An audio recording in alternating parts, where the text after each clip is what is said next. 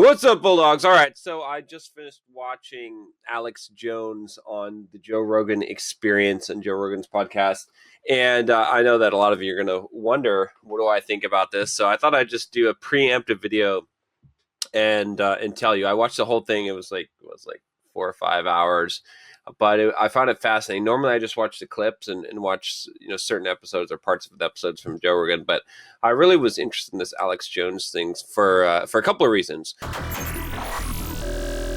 But one of the reasons why I watch this and why I'm fascinated with Alex Jones and Joe Rogan and this whole thing has a lot to do with what I believe is probably the most important issue of our time, right? Which has nothing to do with the left or the right or directly with politics and what you believe on that spectrum, but more so with this idea of silencing the people that are not voices that should not be heard. You've heard me talk about this before in some of the videos where I've talked about this idea that, and maybe I'll do a more in-depth video of this idea that I don't believe in hate crimes. I don't believe in special prosecution. I don't believe in any kind of special designation of hate crime. And the reason why is not because I believe in hating people, but there's two reasons for this. Okay, and I'm going to get into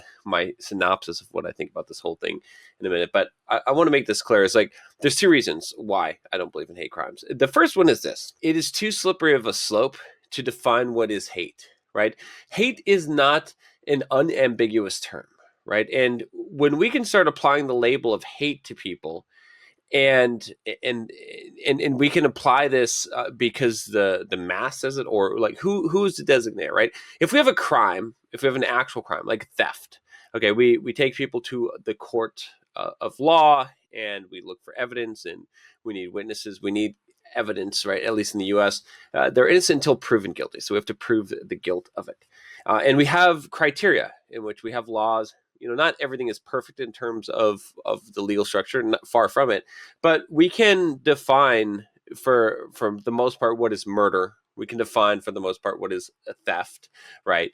These crimes have definitions to them, but hate is very ambiguous. What does it mean to hate? How can you determine whether someone acted out of hate?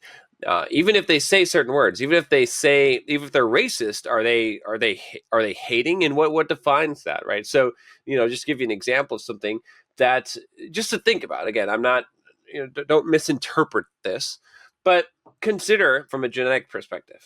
Okay, there are genetic height differences between different, quote, races. I hate to use the term race of humans. Okay. Right? So we know this to be true. There are hair color, eye color, skin color, bone structure differences. There's a lot of genetic differences. Okay. Now, people don't argue with that. There's not really much of a problem with that. But one genetic trait that exists is intelligence, or IQ. If you speak about IQ differences between races, which we know that, there's some tests, some studies. People are very afraid to study this, by the way. Not to say that there's not outliers in any case, but I'm just saying that, like, to even broach that subject is considered by many people would say it's racist.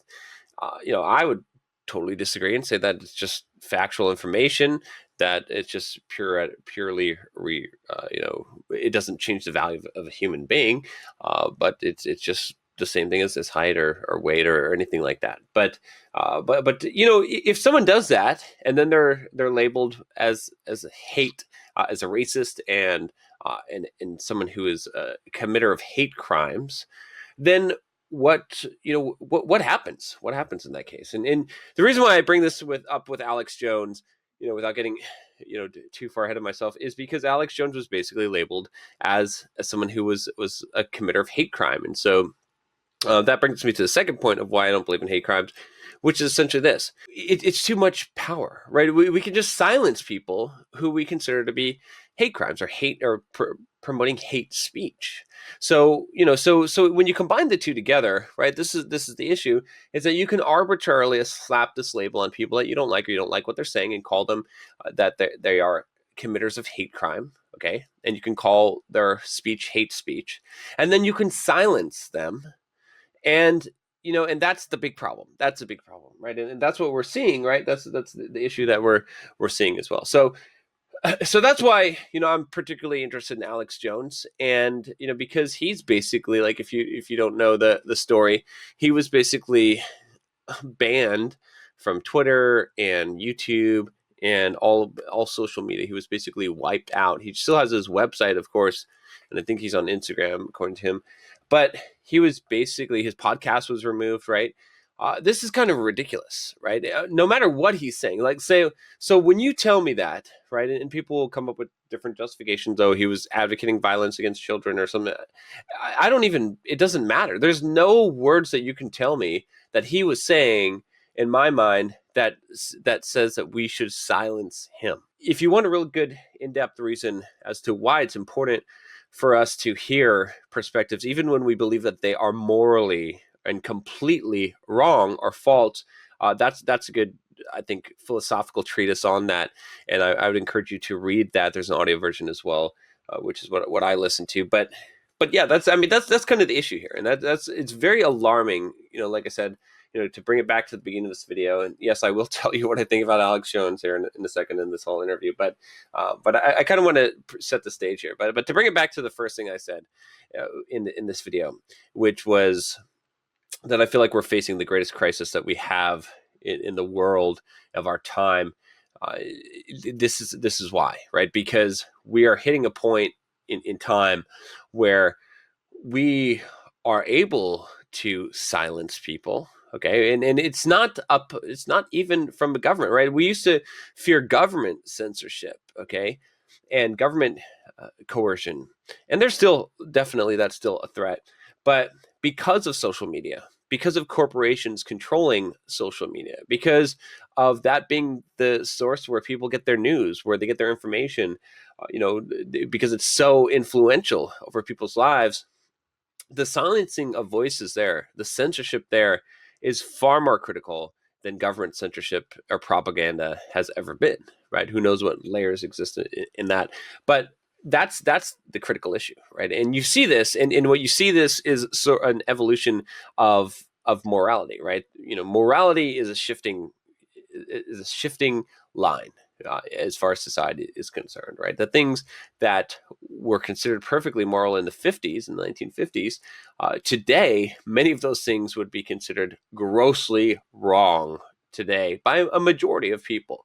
Okay, so, and again, John Stuart Mills talks about this On Liberty, in his instance, in his case, his era of living, to basically go against the church was completely morally wrong, right?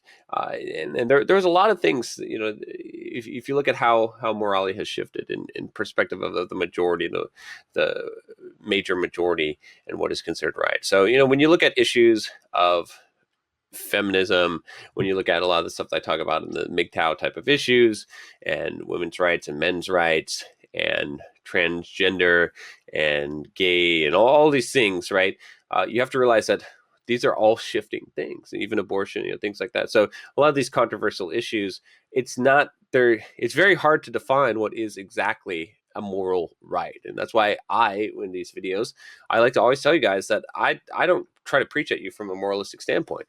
Obviously I've got a sense of what I believe is right and wrong, but that's not what appeals to people. That's not what I mean by that. Is it's better to appeal to the logical sense, right? Because we don't know where we're wrong in this area. And so it's better to take an analytical, practical, pragmatic approach to life and see what works and what makes sense, especially for us in navigating our lives and environment. Okay. So with that said, again, that's why I'm interested in Alex Jones, but let's talk a little bit about what's happened here in this whole thing and what I thought of it. So I thought the whole thing was kind of funny. I thought it was really interesting. I was pretty riveted just listening to what Alex Jones has to say. And, I'll give you kind of my honest assessment of Alex Jones. I believe, I like the guy. Let me say that. Okay. But after saying that, I'm also going to say that I believe that he is a compulsive liar. Okay. Now, I don't say this to be mean to the guy because I genuinely like the guy. I feel like I like his spirit. I like, I feel like he's a very friendly guy, a very accepting guy, very reasonable guy who would get along with anyone. I don't feel like he's got a racist or hateful bone in his body. Honestly, I think he's very empathetic and kind of person I would definitely get along with, and most people would, I think, right? But when I look at the patterns, okay, as I'm watching him for 5 hours and he's in an unscripted, questioning from Joe Rogan, a lot of things. There's just too many things where he's got a very quick and weird answer for, and it feels like he's making up stories on the fly in a lot of cases. Now, this is unfortunate because I think that he has an ability to connect a lot of dots that other people don't, right? I think that some of his conspiracy, I think he's very much like the character in that Mel Gibson movie, the conspiracy theory character, where he stumbled upon some true conspiracies. I think he has. I think Alex Jones has found some things that are definitely true, and there might not be the ones that he thinks that are true, but I feel like he's really searching for significance. And just some of the questions, right? Like, I'll give you kind of at the end of the interview. There's a part where Alex Jones asked him if he ever had a head injury, and I mean, where Joe Rogan asked him if he ever had a head injury, and I think I kind of know where Joe Rogan's going with this, and Joe Rogan is really good. He's good at like dodging, things and keeping things very civil. He's also a very reasonable, rational, objective person, I would say. But he asks, Alex about a head injury, and Alex kind of says, "Oh yeah, I got pile drived once, right?" And it's just like he's got this answer, right? And Joe kind of, pries into a little bit, and you can tell like Alex has kind of a delay in his answer. He's kind of, his eyes go up. It's kind of a telltale sign of making up a story. And he talks about this wrestling champ, pile driver. I'm sure if we looked up the information, we could probably fact check this, and we'd probably find that it's not true. It would be interesting to see that, but I don't need to, because I know just from I've dealt with a lot of liars, and I've been a liar before. Hell, fuck. I know what I'm doing when I'm making up shit. Okay. And so anyway, he talks about like there's one point where he says that his head, like he cracked the pavement, and it's kind of funny. He's like throwing this stuff out there, and there's kind of like this little bit of a recall from Joe and from the other guy about the pavement cracked. That's like, is that possible? Is that really true? And I think at that point Alex realizes that it's not it's unbelievable. It's a lie, and so that he has to make some kind of justification. Oh yeah, no, not really. Like like he was joking, but he was serious when he said that first. He's like testing stuff to see what will stick. I think a lot, and that's what like a compulsive liar does. And I've known these people for a long time, right? I've had these friends growing up who were martial arts experts who had black belts in multiple, and it's like, well, they just keep on spewing out the lie of it, of just coming up with stories, weaving together. Oh, this happened here and there, and you know what? Honestly, we've all done this from time to time. Okay, I've done it. I've made up some shit, and I'm like, why the fuck am I making up shit right now? Like, I've done that. I've told people stories, and I'm like, why am I telling the story that's not true? And then when they start asking questions, you have to add more shit to it, and then you're just like, what the fuck? And then you find yourself like 2 weeks later repeating the same story to someone else. And you're like, what the fuck? Why would I do this again? I'm making up a fucking story, right?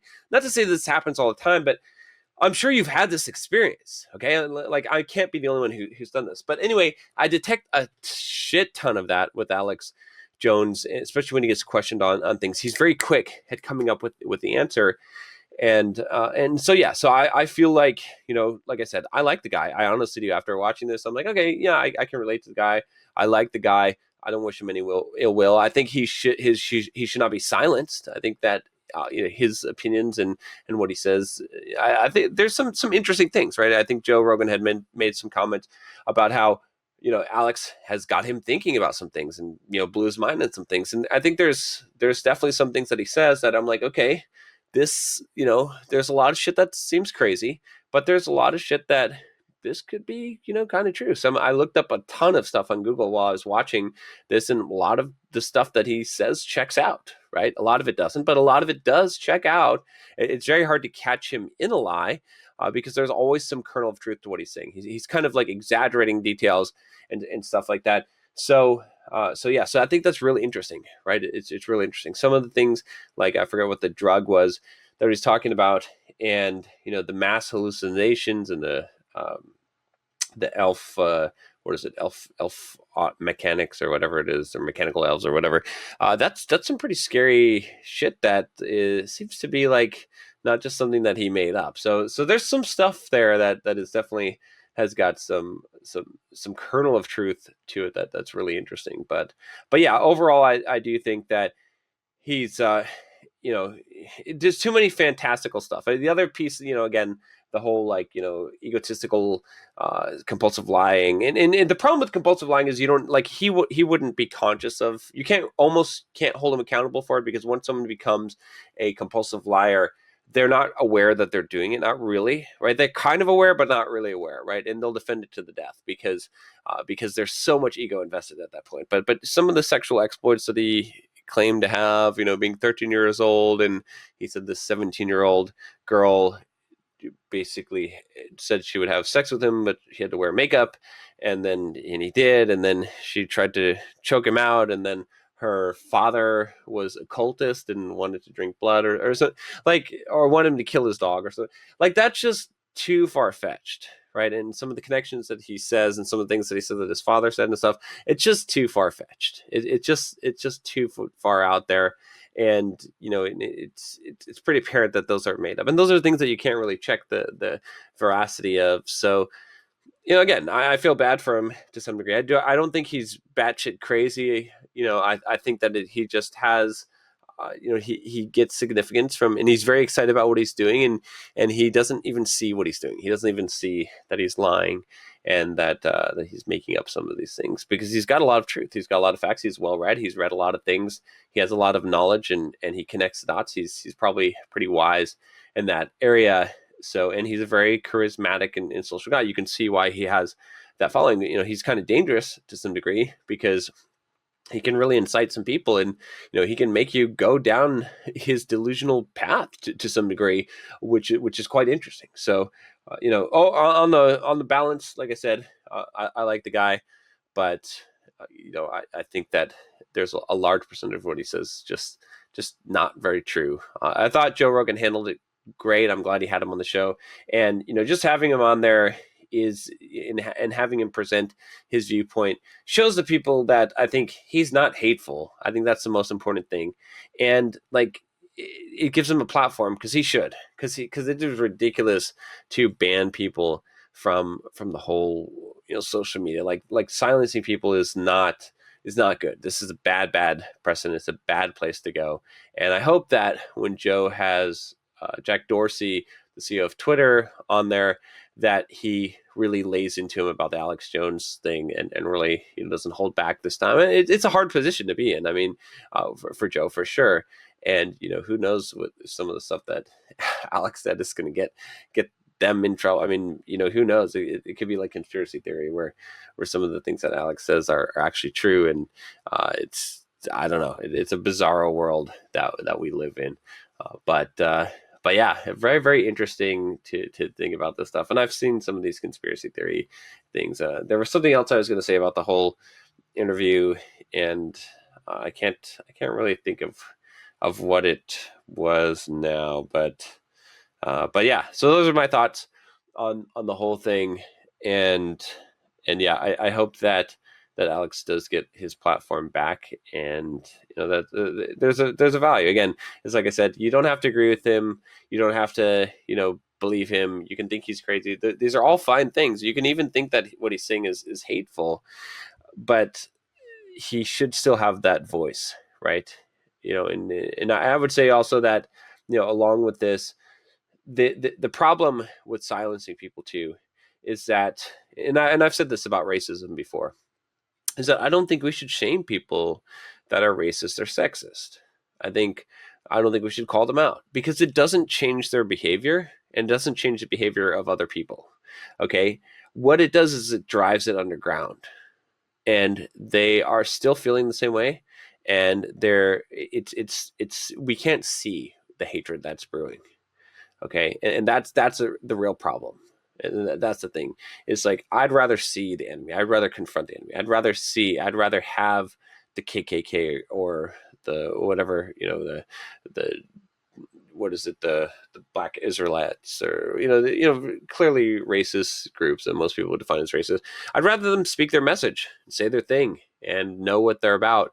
And even the random old lady who hates black people, I'd rather her just say her thing and no one shames her, and just so we know, okay, this is what this person thinks.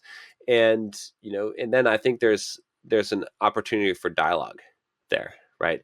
Whereas when you shame people, you trap them, right? And that's the other thing. Like, oh, that's the other thing I was going to say about this whole thing, right? Is that there's a big lesson here from watching Alex Jones. I would say, in this case, is that, do you see yourself there? Do you see yourself being that person that has to lie to seem important, to seem significant? Are you making up stories about your black belts and your jujitsu training and people's asses you've kicked? I know some of you are. I have done the same myself. But if you can see someone like Alex Jones and where it goes, right, and where this kind of obsession takes you, you can see how destructive and dangerous it is, because it's a self-delusion, right? You have this ego, this puffed up ego of yourself that is not true. I'd rather know exactly what I am and know the actual truth than to repeat something that makes me feel more significant. Because once you've built up your whole world around this, and I feel like that's what Alex Jones has probably done, is that you can't even go back. You can't now say, I lied about all this shit, because you would lose everything. You would lose the trust, you'd lose the people, and you'd lose too much of your own, everything that you've built yourself in your own stature and ego, right? You'd lose too much of yourself. So don't fall into the trap. Don't let that happen to you. Let me know what your thoughts are on this whole thing if you watch this. If not, go watch it. I'll put a link if we can. I'll talk to you next time.